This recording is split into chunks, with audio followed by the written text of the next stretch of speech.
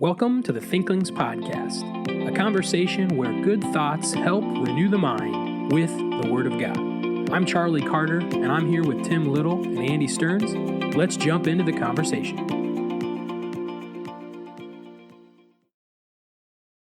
Welcome to the Thinklings podcast. We're so excited and thankful that you're listening. In today's episode, for the main content, Thinkling Stearns, as he drops his Apple Pencil, he's going to talk about the death of Ivan Ilyich again by Leo Tolstoy, and so we'll look forward to that. And we have a couple of introductory comments to make here regarding the bookstore. So we ordered some new Thinklings merchandise that you might want to take a look at. We ordered it a couple of months ago, a long time ago, a bunch of days ago. That's what was about to come out, and I realized that's not a great phrase, but then I ended up saying it anyway. Horrendous. A bunch of days ago, we ordered some new merchandise, some nice crew necks and some new t-shirts designed by Sydney Kirkwood. And we think you guys are going to really like them, and you should just check the bookstore. As we're recording this, they're not here yet, but hopefully they're here by the time this is airing. And we would love to sell all of those. We would like to get rid of them all. So if you want some Christmas gifts, or you just want like 5 sweaters, just come and buy like 5 sweaters. That'd be fantastic. You could wear one for each weekday, and then you could buy a couple t-shirts for the weekend. That'd be great. You're horrendous. Hey, that's the best ad I could come up with. I will say this. I am very excited for these crew neck sweaters. I think the design is really cool, but I think that I'm just excited to wear them. I think they're going to be really comfy. Do you mean sweatshirts? Yes. You've been saying sweaters. Sweatshirts. These are not knitted, everybody, just so you know. I was on the, I think I mentioned this a couple weeks ago. I was driving the women's soccer team, and I had a windbreaker that I called a jumper. And they did exactly that. They laughed at me. And they're like, a jumper? What's a Charlie? That's not a jumper. Yeah. Anyway, those girls on that soccer team, all they do is make fun of me when I drive them. So if you're listening to this, you guys should be kind. Anyway, speaking of the bookstore, we mentioned this a while back that starting season 6, so January timeframe, we're going to do a series through the book, The Four Loves by C.S. Lewis. And this might be a great time to start thinking about where you're going to get your copy of that. And as we know, you want to buy that at the Faith Bookstore. Right, Tim? Whoop, whoop. And I know what you're thinking. Well, can't I just go to Amazon and just get a copy from a Prime vendor and it's here 2 days later? Yeah, you could, but you could also have some dignity and some character and support a local business and not Jeff Bezos.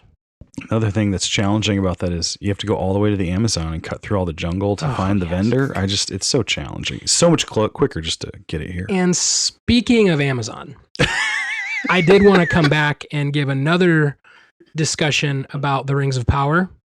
And I just want to put a little bug in your ear, just a little Ben Shapiro bug in your ear. That Ben Shapiro is doing a episode by episode reaction series on YouTube. So you can listen to Shapiro's thoughts on each episode of Rings of Power, which I stumbled upon after episode 6. And I think he's got some good thoughts about what is happening with the Rings of Power. I'm not going to really say more about it. I'll say it's getting better. It's getting better.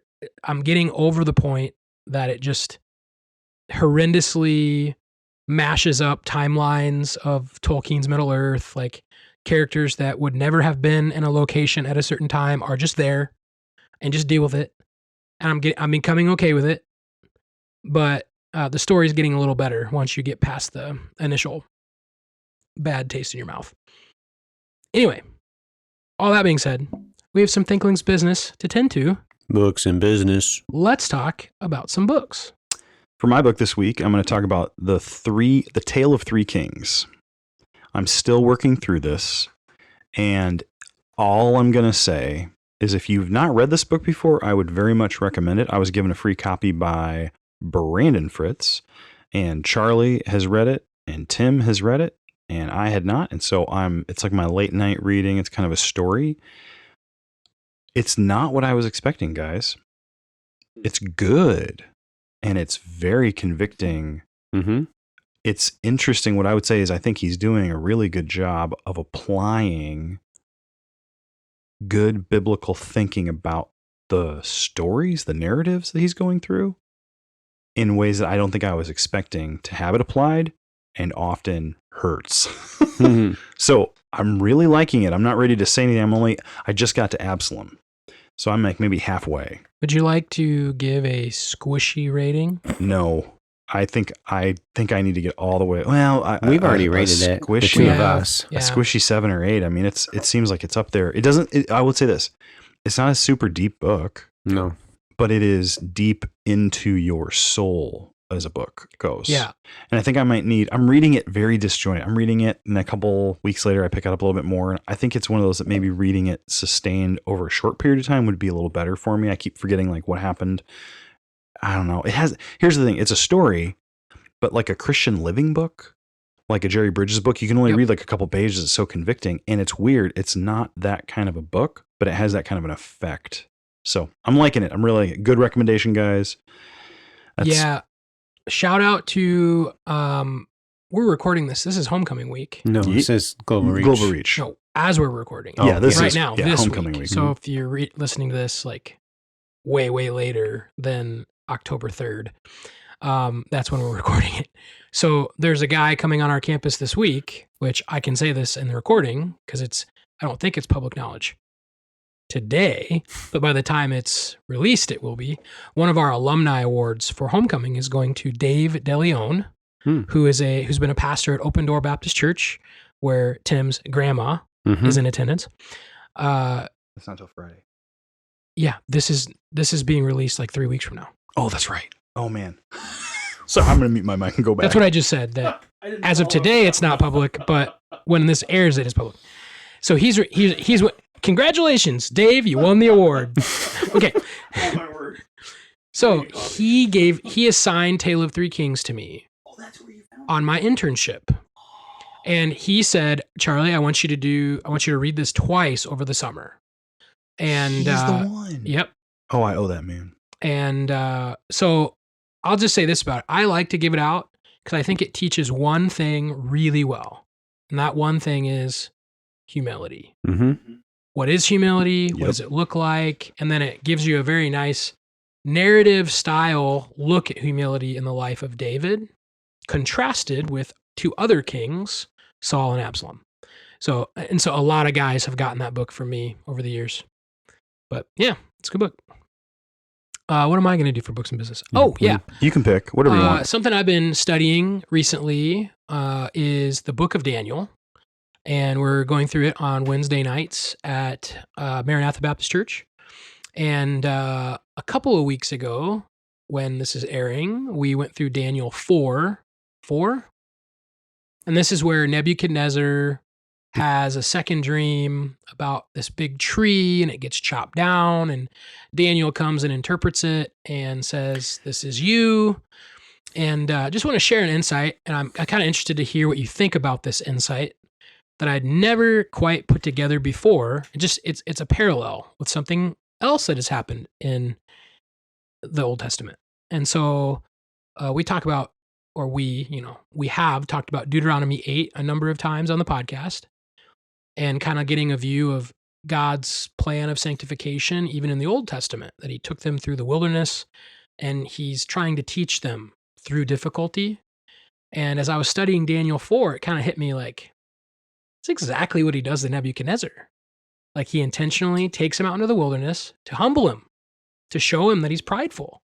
And the last phrase of Daniel 4, he's praising God because he is able to, and he is able, that is a phrase that came up previously in Daniel 3, repeated, your God is not able to deliver you from my hands, Shadrach, Meshach, and Abednego. He's not able. And they say, well, we're not going to worship your statue, and our God is able. And even if he doesn't deliver us, we're still going to worship him and not your gods. And then at the end of chapter 4, what is Nebuchadnezzar saying?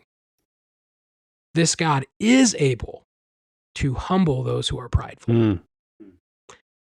and it fits so well with Tale of Three Kings. But I just kind of made this quip at church, like we give Nebuchadnezzar sometimes a hard time.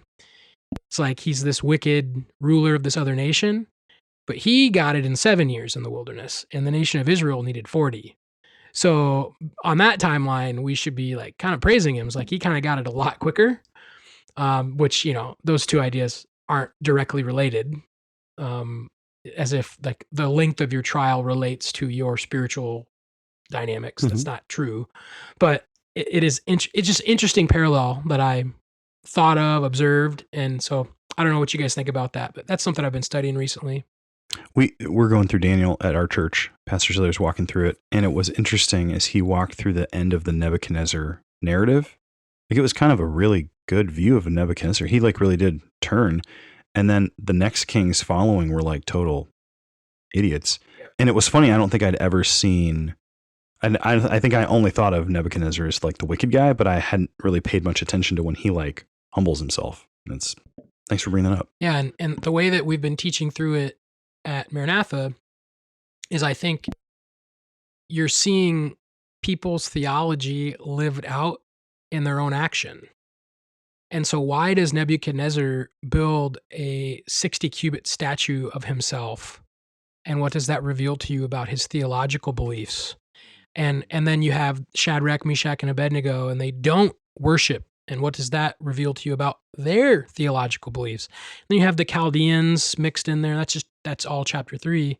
And then what's really neat is in the first 4 chapters, you see a slow progression of Nebuchadnezzar's theology of like who he thinks God is, but he can even recognize who Jehovah is, but then he never responded to it. And then chapter 4, he finally, he lifts his eyes to heaven, and which is, again, really cool imagery of postures. Like he's commanding everyone to fall down in chapter 3, fall down and worship, fall down and worship. And at the end of chapter 4, he's literally down on the ground and he looks up and he worships. He fell down and worshiped God. But so it's interesting trajectory of Nebuchadnezzar's theology. And then he's not mentioned again after chapter 4. He's done, and we're on to Belshazzar. But anyway, that's something I've been studying. It's been a blessing. Okay, so I've been working through Worthy by Elyich Fitzpatrick and Eric Schumacher. Quote what I'm going to talk about today is actually very practical concerning ministry in the church. So the difference between egalitarianism and complementarianism, some biblical revelation in 2 Timothy or 1 Timothy 2 and 1 Corinthians 14. I'm going to read this quote from Worthy. I, Eric, am making an intentional effort to seek out and invite the feedback of women. This might mean pre-reading this chapter, asking their insights on a passage I'm about to teach, or seeking their wisdom in how to lead a ministry. It also means equipping and tasking women with significant responsibilities, and then affirming their value and gifts in public and in the presence of male leadership.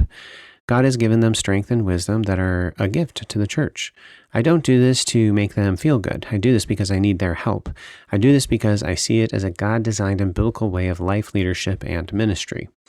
So a lot of churches have like a women's ministry, and Eric Schumacher kind of is presenting a little bit of his women's ministry and his philosophy of ministry as related to teaching the whole body of Christ.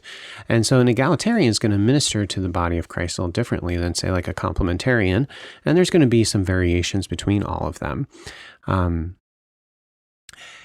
Anyway, I'm going to read another book now to you. This one is Little Woman by Amy Bird. And this one, what? You said Little Woman. Oh, sorry. No Little Woman. Thank you. No Little Woman by Amy Bird. And she talks about how she gets these emails about some women who are having a Bible study. It's really nourishing. And then some man, a pastor or an elder or a deacon, come about upon the Bible study and are like, what, you're reading blah, blah, blah. That person's a heretic and blah, blah, blah. And then there's this big fight that ensues because the women have really benefited from the study. But then there's this bad theology. How do you handle this stuff? And so she's really arguing for, there's no little woman, and women need to be involved in the instruction and discipleship of the local church. Okay, who's going to disagree with that? Nobody's going to disagree with that. Men, women, everybody needs to be learning. The question is how? How do women go about learning? Now, there's obviously the proclamation from God's word. And then Eric Schumacher has presented a philosophy of ministry where he involves women in both the specific teaching. So he is teaching the women in his church, and also he is receiving feedback from them.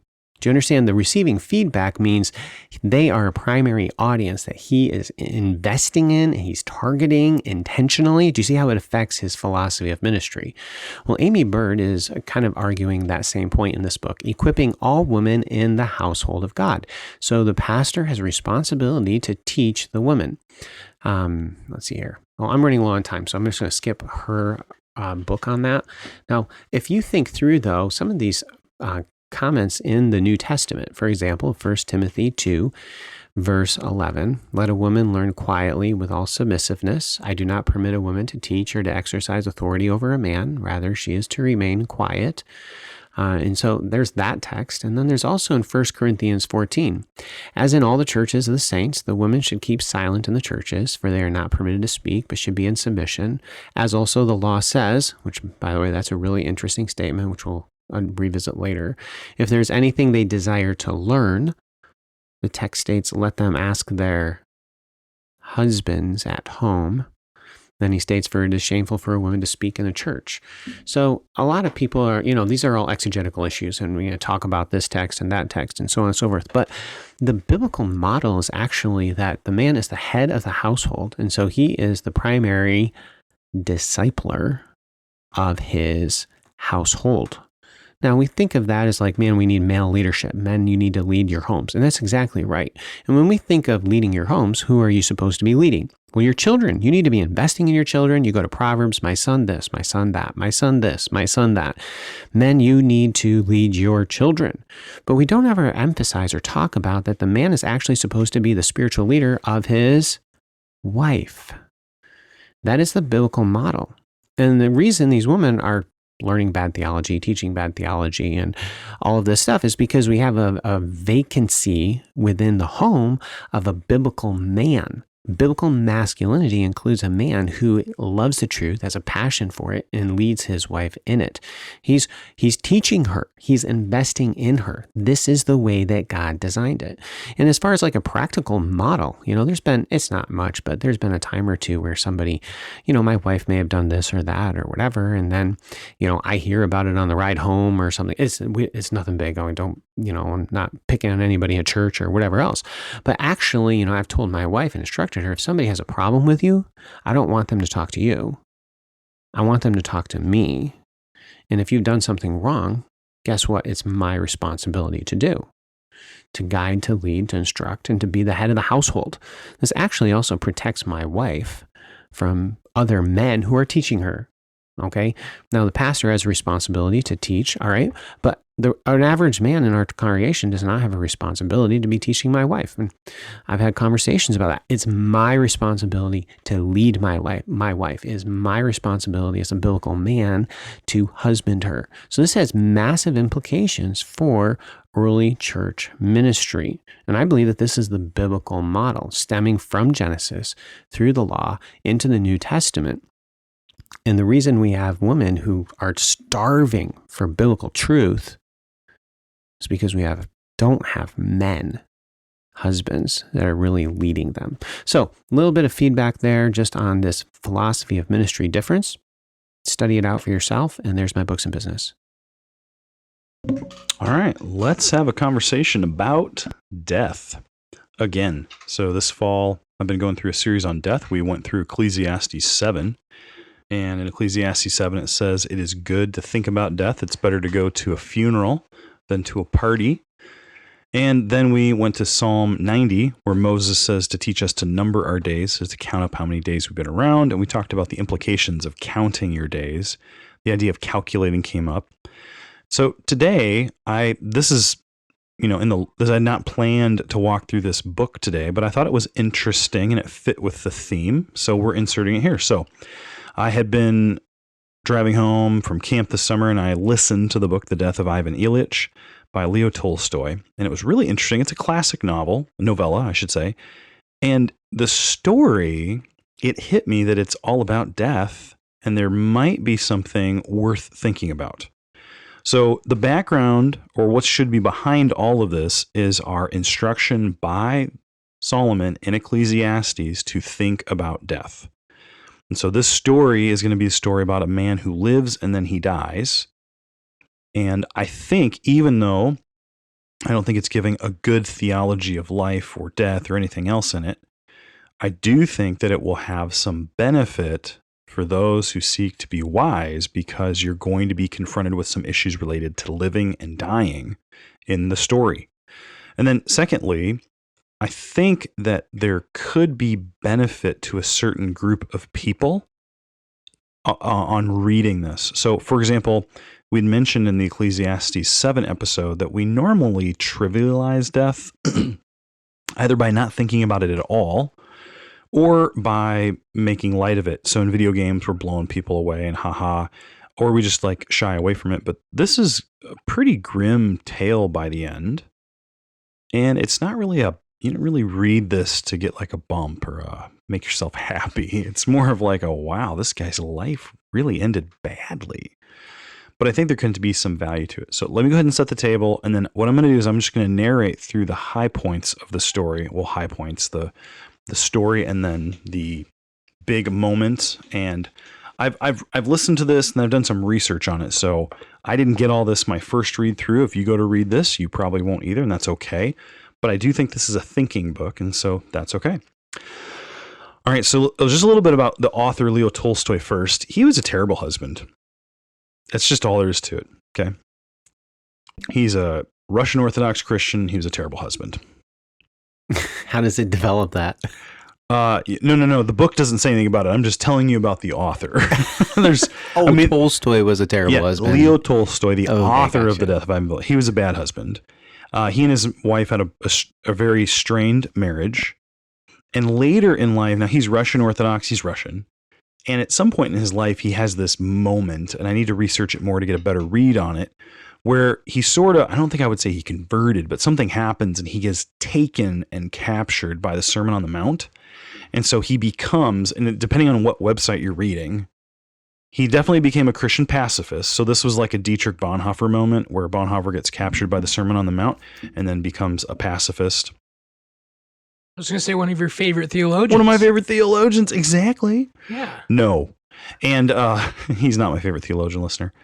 But then other people say he became a Christian anarchist. And that's what I haven't traced down to know why are there some sites calling him a Christian anarchist. I don't know anything about this. But the big fight that he and his wife have, they have a lot of them. But at the very end, later in his life, he decides, I want to sell all my possessions to the poor. Or I want to sell all my possessions and follow Jesus. And his wife's like, no, you can't sell all your possessions. Like, we need stuff to live. And it's such a bad fight that he just leaves and abandons his wife. And I believe they had children in the home. So I'm not a big... Wow. So let's not look at Tolstoy and figure out how to live our lives. Right after Tim is talking about how the husband needs to disciple his wife. And Tolstoy just leaves. He's done. He is not discipling his family. Yep. So, listener, you might think, man, this guy is not a good guy. I would not hold Leo Tolstoy up as someone who we look at their life and we live like them. But Bonhoeffer. No, not him either. No Bonhoeffer, no Tolstoy. You're horrendous. I just like to stir it up, you know? I'm you do. Straw that stirs the non-alcoholic drink on the podcast. Wow. I mean, I thought you couldn't go any further over the line. You just, okay. So carrying on. So here's the story. The death of Ivan Ilyich. So he was non-alcoholic. Oh my word. Hey, you know. Guys, think about death. Who am I? Dietrich Bonhoeffer? I'm not drinking over here. I have no factual understanding of whether or not he drank alcohol, but... He was German. I'm sure there's a correlation to bad theology and alcohol. He's German Lutheran, at some actually. point. Wouldn't you say that that's probably probably maybe not a strong correlation, but well, let's just can we get back to the episode here? Okay, so in the story, Ivan Ilyich, he grows up in a youth of privilege. So his dad is, I can't remember, his dad's got some big government position. And so Ivan benefits from this and having good schooling, good upbringing. He can kind of do whatever he wants. He's got the the opportunities that some of the lower class doesn't have in Russia at the time. So he goes to university and he is going to take a career as a judge. And as he's getting into his career, he begins to behave in a debaucherous way, you might say. He starts having casual sex. He starts drinking. And as he initially begins to do this, as he initially begins to... There it is. There's the correlation. Horrendous. So as he does this, it's interesting. Ivan in the story now, he says he began to feel bad about his life choices. Okay, so he is engaging in sex, he's engaging in drinking, he's engaging in, frivolous time usage like cards and all that. And as just games of the time with the drinking, and I'm not saying cards, but okay, drinking and cards and casual sex, goodness. And he starts to feel either regret or shame over his choices. But then he looks at his superiors, like the judges who he's going to work for and then one day be like, and he realizes they live the same way. And so he carries on, which I thought was interesting, just as an aside. I don't know that Tolstoy, I don't know what he's trying to do in this. I got to study this out more. But I think it is a normal thing to say that the people around you influence you and disciple you. And in this case, it didn't teach him to do these things because he was already doing them. But people, by doing the thing they shouldn't be doing in front of him, sort of gave him, it sort of was like an influence for him to do the same thing and be okay with it. So what I would say is from a discipleship angle, and this is a Christian thing, okay? This is not Tolstoy saying. But I say, listener, when you decide to deny your desires and live in the Spirit and follow the Lord, you don't know what that does to the people around you who watch. But when you choose to live according to the flesh in front of other believers, you're actually, I think, not helping them to follow the Lord. And in fact, you may be either provoking or tempting them through your negative model. Now, I don't know if Tolstoy's trying to do that, but I just thought from a sanctified, thinking it through, Thinklings sort of perspective, I walked away with the initial part of the story thinking, if he had been around people of good repute and then he had made these errors, he may have, maybe that's the point of the story at that point, is he may have turned from it. I don't know. But I thought it was a worthy little nugget of thinking. And so I'll just slide away from the story for just a moment and say, listener, if you're walking consistently with the Lord, then I think you're not putting yourself in a position to do what these licentious men that he was going to work for one day are doing. So anyways, he ends up justifying his sin. And then he wasn't really necessarily planning to marry. I don't know if he was planning not to. Most people married in that day. But he meets this woman and she's kind of fun and it looks like she might make him happy and be a good career choice for him. And it's just kind of oh yeah, this is good. And so he almost paints it like on a whim he gets married to this lady. Now, I don't think it's on a whim. It's just, I don't think he thought too much about it. He didn't think it was that big of a deal. So he gets married and he doesn't, like at first they're happy and all this, and then they start to have fights.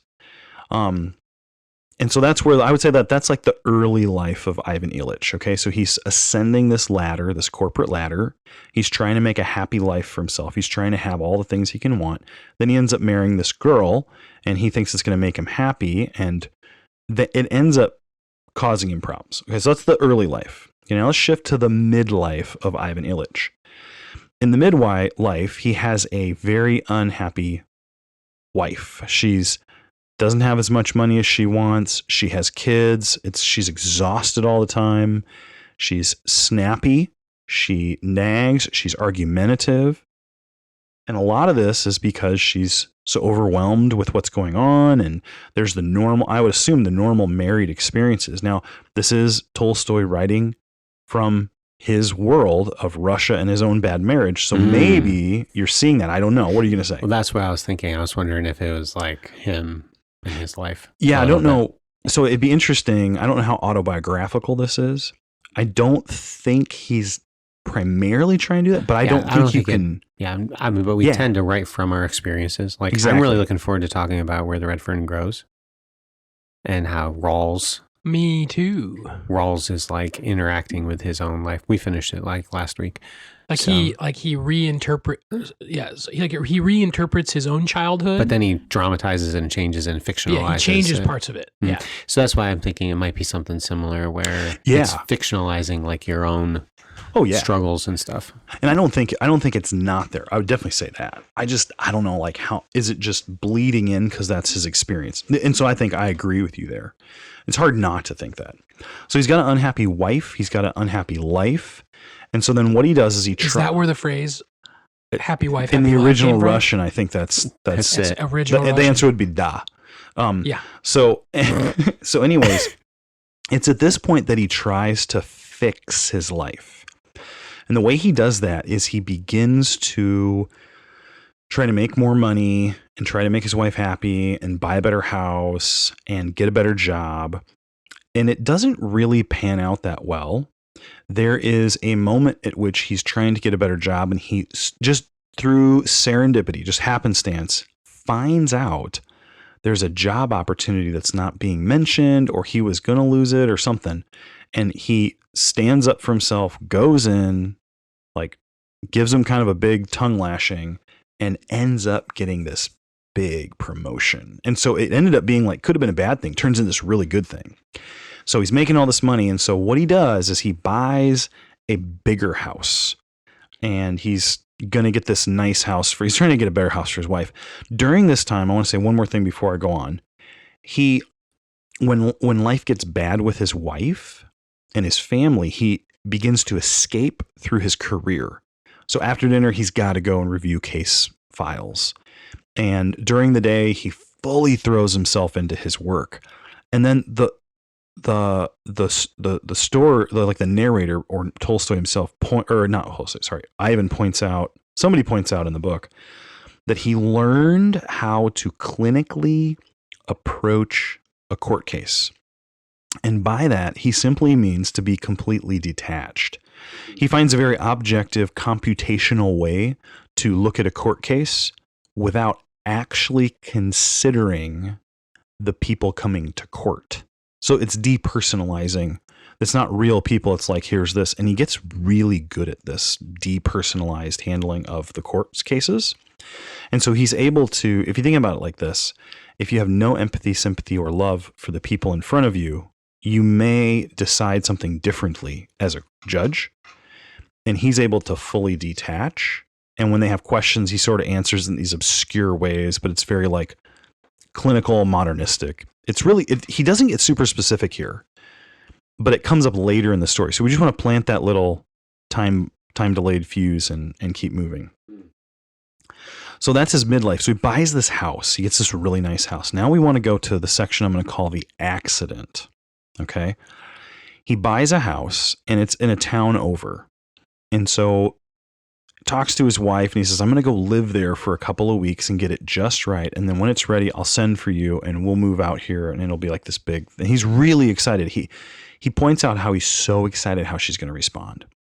And so he's getting everything just right. He's buying curtains. He's buying tables. He's got a servant helping him move things around. He's really trying to, he works during the day, and then at night he's doing this house thing.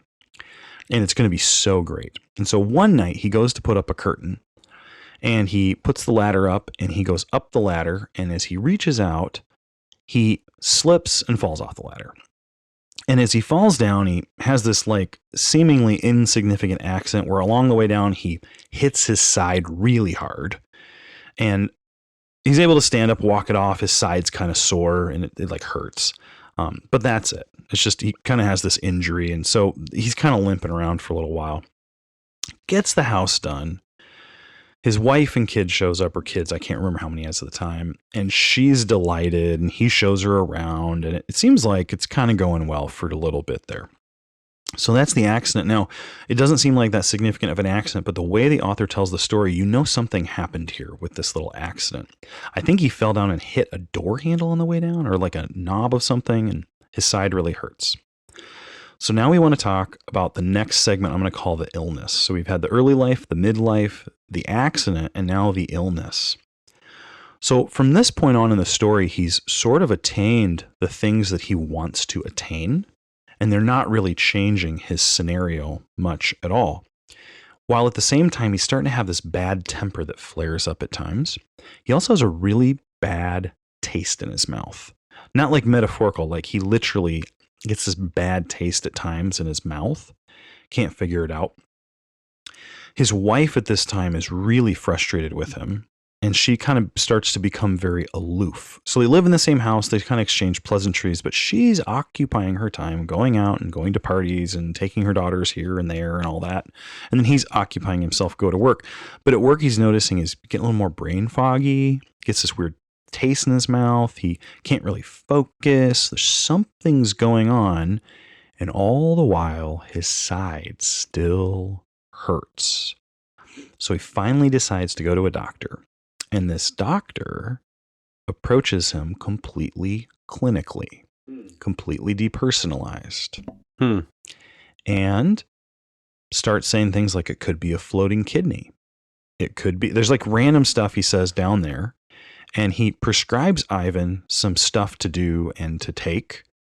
And Ivan gets all in his head, like this is not going to work. And then he starts taking it. After like 3 days of taking the medication, he's like, I'm healed. This is great. I don't feel bad at all. The taste is gone. And then he quits his medication.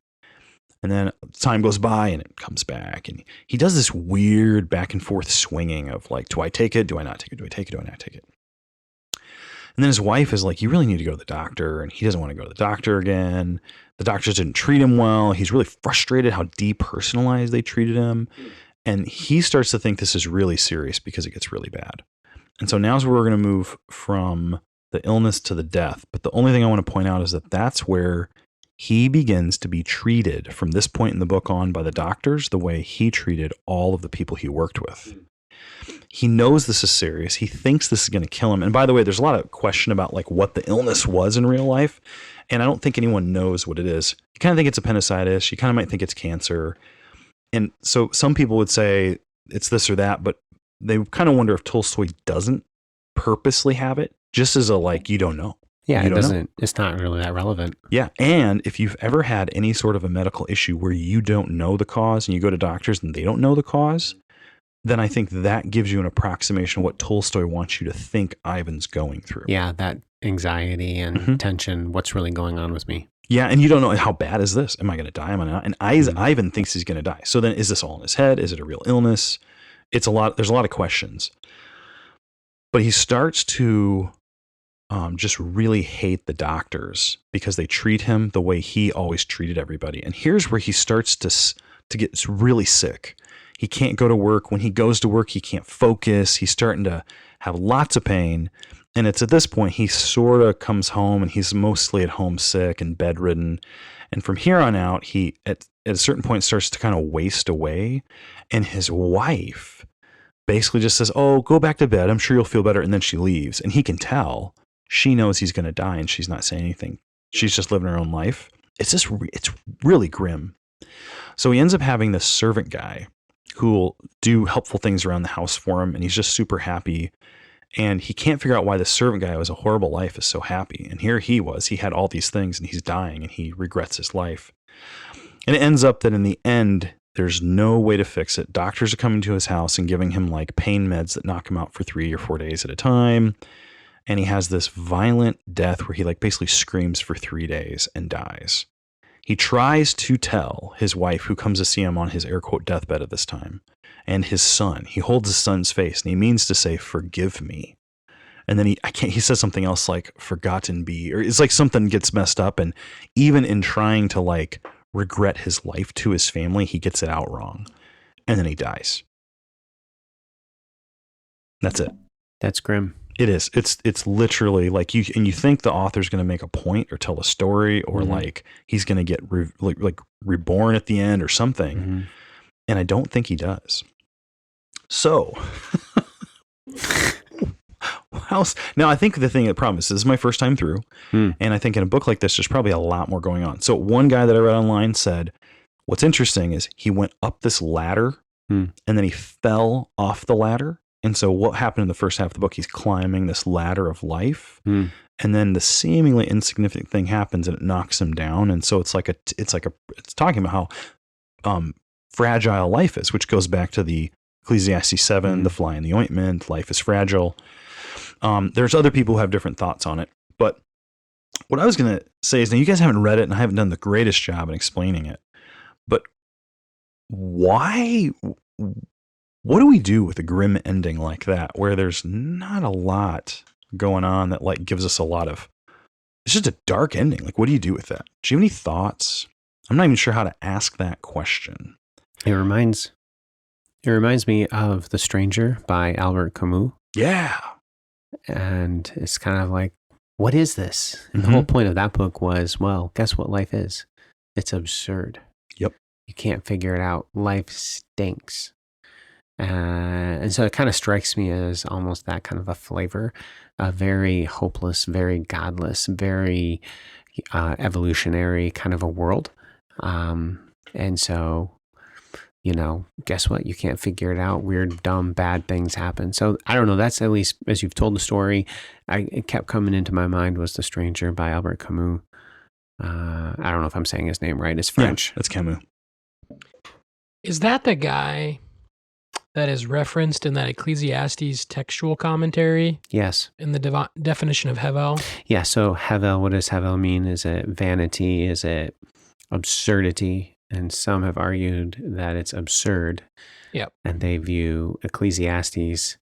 There might even been like something that Ecclesiastes may have impacted Camus, but that's not what Ecclesiastes is really communicating. I think authors and commentaries that believe that Ecclesiastes is teaching this idea of absurdity, like life is absurd. You can't figure it out, is like the godless version of Ecclesiastes. Yeah. Instead, Ecclesiastes is teaching you need to fear the Lord. Guess what? You don't know life. You can't figure it out. So guess what you have to do? Trust. You have to trust. Yep. Right. So this is the godless version. Again, like life is absurd and you never know what's going to happen. You climb the ladder, you fall, you get hurt, and you die in violent pain. Another part I haven't brought up is he does pray to God near the end, and he's like angry. I didn't really go back to that enough to give a good sense of it, but he does have this like sort of, I don't know if he really believes it though. At least if he does, it's a weird sort of a God's there when I'm in trouble, and I don't really think of him ever. I think, so I just don't know. I'm sure that a Tolstoy expert's going to hear this, me going through it for the first time, and probably I'm going to have stuff that I get wrong. But I had a thought here. Tolstoy writes this story about a guy who kind of ascends the ladder and then gets knocked down. And he doesn't understand that he can't fix it until it's too late. And then he just has to sit there and die, realizing he'd wasted his life and done the wrong thing with it. He'd misspent his life. Part of me just can't help but think that I think Tolstoy wants the reader to ask the question, what are you pursuing in life and what are you spending it on? And are you going to regret that one day? Now, I'm not saying he doesn't bring any Bible verses up. He's not really a good Christian example of virtue for us in his own personal life. But I do think it's not bad to think about death like that because of Ecclesiastes 7. So there's a movie, Saving Private Ryan. I'm not going to recommend it, but I did see it back in the day. I don't know if you guys seen Saving Private Ryan? Yep. Long time ago. Okay. So that movie, it's about World War II. It's about D-Day and this is, it's like liberating France and whatnot. And me and my buddy saw it. And I remember I'd grown up on action movies, Arnold Schwarzenegger, Sylvester Stallone, those guys, Bruce Willis. And those are like lots of killing and shooting guns. And Saving Private Ryan had a lot of killing and shooting guns. But when I left the theater after watching Saving Private Ryan with my buddy, it was one of the most quiet and somber moments. Because I think everyone in the theater was rightly considering death in like a serious way, rather than a flippant way of the hero wins. So I kind of wonder if, as a believer, I'm not saying an unbeliever, but I think even an unbeliever would read this and it would be good for them to think about death. But I think as a believer, you read a story like this and you think about death, and it's not wrong for you to say, am I living in a way that I will regret one day? Especially because you have God's word. You have instruction in God's word about death. You have instruction about righteousness. So I think that's good. Now, I do think we could take it in another direction. Who might be helped, from reading a story like this? And I'm going to use the lens of the three types of fools. Okay. So 3 types of fools. Let's go proverbial with this. How would a simpleton be helped by reading this kind of a story? I'll throw it to you guys. The simpleton is the naive one, not morally formed. How would they be helped by this? By the death of Ivan. Yep. Ilyich. The story, the death of Ivan Ilyich. Boy, do they have the discernment? I guess we'll assume that they do have the discernment to have but they might be helped by understanding the futility of life and the passing nature of it, and so potentially having more eternal perspective on life. Let me ask this question: how does the simple person in the book of Proverbs get a good, solid warning? Get a good, solid warning? How do they get warned? Rebuke. Okay, there's rebuke. That's one. There's nature itself. Nature itself. That's another. But there is a person who, if you strike the other person, the simpleton is warned. Yeah, you strike the scoffer, so the simple's made wary. So I think Ivan Ilyich is a bit of a scorner. He's reprobate from the beginning. He's living to himself the whole time. He's not listening to any advice. Even the doctors, when they prescribe him stuff, he's not listening. And at the end, he cannot go back and undo it, and he has to endure the shame and horror of a death that's meaningless. So from that perspective, it's kind of interesting. It does actually present a biblical worldview in that this is the life of the scorner. Yeah. If you live the scorner's life, then this is how you get to. Yes. This is how it normally ends for you, and it's not so good. That would be. I would like to study more and think through, if that is some reflection on Tolstoy himself. Yeah. Like he's embodying himself in the story. It's like, I mean, we've already mentioned his own character, Christian flaws. If, as he writes this, he's giving commentary on his own foolishness. But it's a good, anytime you think about classic literature, you have to treat it fairly, right? You can't just, I think it meant, like, what did he mean? And that's in the back of I'm really curious, was he intentionally, we mentioned Rawls earlier too, was he intentionally aware of his own projection of himself and his character? Well, I think there's 2 components there. I mean, there is that somebody's intentionally, deliberately writing from their own life, and you get elements of their life in the story. But at the same time, they lived a life. And as you live even a fictional or create a fictional life, you will have been impacted by the life that you lived. Yeah. So one or the other is, I think, clearly at play in Rawls' life. He has experience and knowledge that you or I aren't going to have. And similarly, Tolstoy, some of that seems to be coming through. And it's certainly possible that, speaking, it would apply to any author, but looking at Tolstoy, I think it would be reasonable that he has intended to teach that lesson. Yeah. And not recognized that it directly applies to him, which would be really sad, but that is a possibility. And I should have done, but I didn't, because this is how life goes. I should have found when he published this. And was it before or after? Was it near the end, near the beginning? Because maybe it's just an interesting idea, and then he prophetically lived it out. So I do think if you're a simpleton and you see this, you're seeing the air quote striking, the metaphorical striking of this scoffer near the end as his life crashes down, and it may give you wisdom, and it may warn you. What if you're a fool? I think if you're a fool and you choose to live the party life and the be happy life, and you think you're building this life for yourself, you see that this insignificant fall off of a ladder that doesn't even handicap him right then ends up undoing all the stuff he worked for. If you take that to heart, it may be a very good warning if you have ears to hear. But if you're a fool, I don't know if you would have ears in the book of Proverbs. And then I think there is a warning to the scorner or the scoffer. I think you are Ivan. And so if you continue to persist down this path, you're going to be an example to others. Now, the problem is I'm applying a biblical understanding of folly to this story that's just a creative novel. But I don't think that that's maybe a bad way for a Christian to analyze literature from like a personal perspective. So anyways, I just thought as I read this, I did think it was somewhat nourishing from a sanctified worldview to consider. I really like The Stranger by Camus also, Tim. I know there's those racy parts in it that we have to be careful recommending it. Yeah, we're not recommending The Stranger by Camus. It's dark. Yeah, and there is some immorality. Yep. But I will say that when I read that, it was a perfect picture of nihilism, like you said. And I would say that the weird thing is he talks to God and he's like kind of mad at God.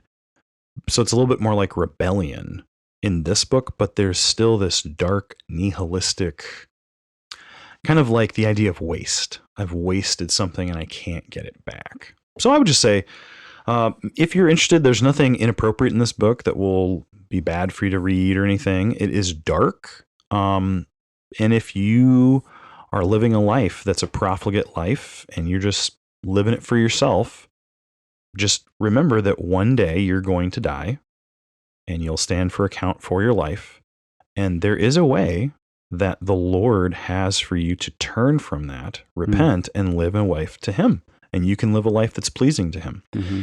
And if this story, written by some author that we don't really know if he's even a Christian or not, or how, we don't know enough about it, if this story about a guy dying, if God can use that to wake you up, listener, humble yourself. Humble yourself and turn to the Lord, read Ecclesiastes 7, and then follow the Lord in your life. Thank you for listening to this episode of the Thinklings podcast. We would love to hear from you. If you have any feedback, suggestions, or potential topics that you'd like us to discuss, you can contact us through our email, thinklingspodcast@gmail.com. Remember, don't let this conversation end with this podcast. Read good books, talk about them with your friends, and always continue to cultivate your mind. See you next time on the Thinklings podcast.